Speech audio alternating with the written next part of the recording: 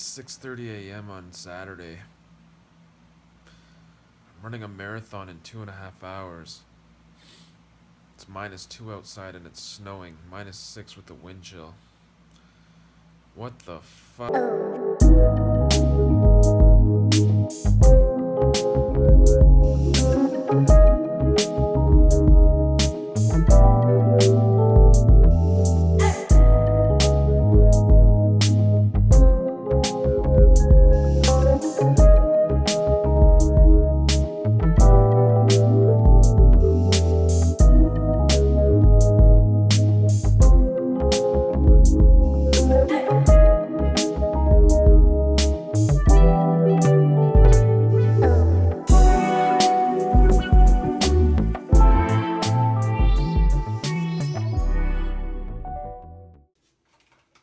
Well, good morning, everyone.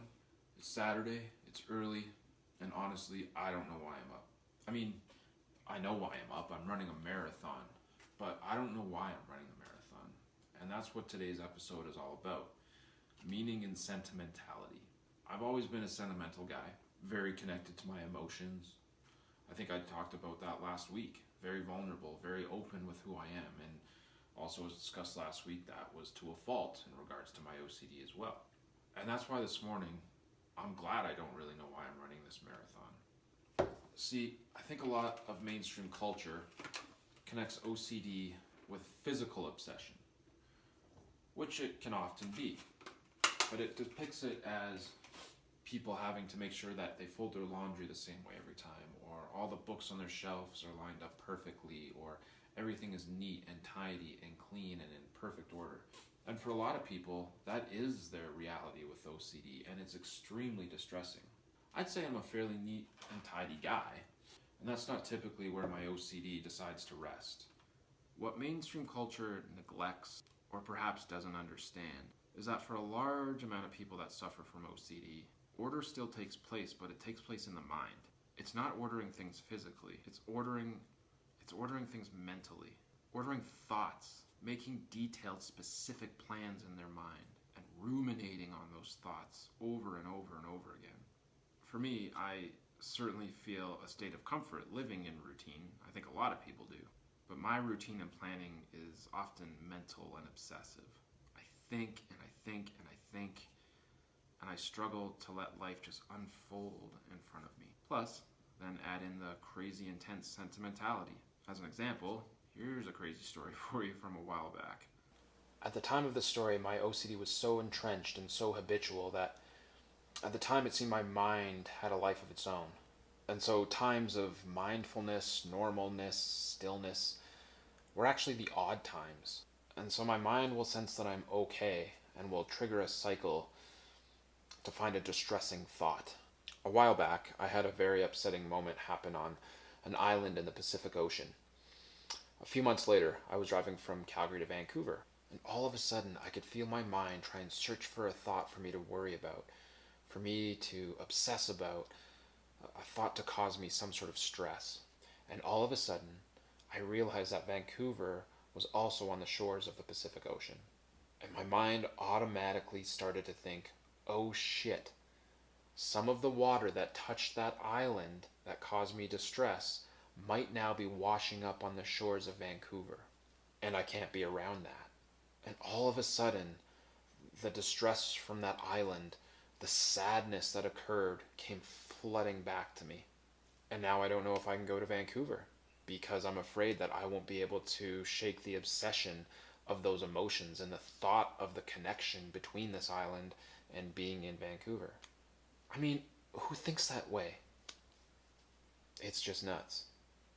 And so I think this is why I'm always trying to plan, always trying to think about my life strategy, so I can avoid these types of incidents from occurring. I try and get ahead of it. So I think if I just do this, it will lead to this, which will then lead to that happening, and then I'll be safe and happy, also known as compulsions.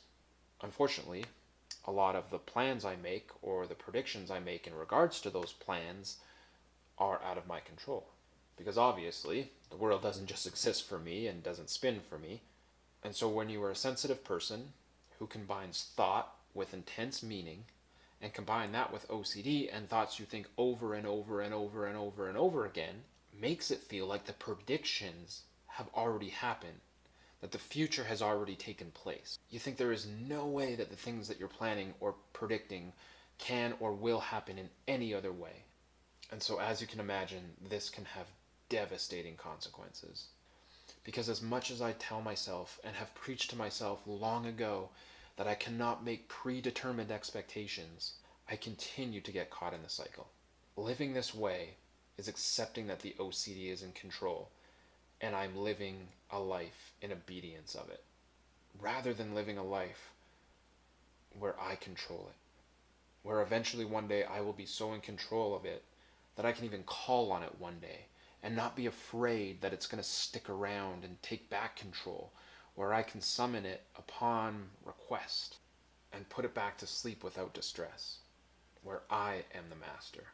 But when you live a life under the direction of OCD, as I'm sure you've predicted, the slightest deviation of my predicted and expected plan can lead to immense sadness and depression. Because the mental energy that I've put into these plans and how my imagination has created these scenarios and these events is enormous. And so instead of getting an intense wave of emotion from my expectations being realized, when things take a left turn, I get a massive energy exodus. I am massively disappointed.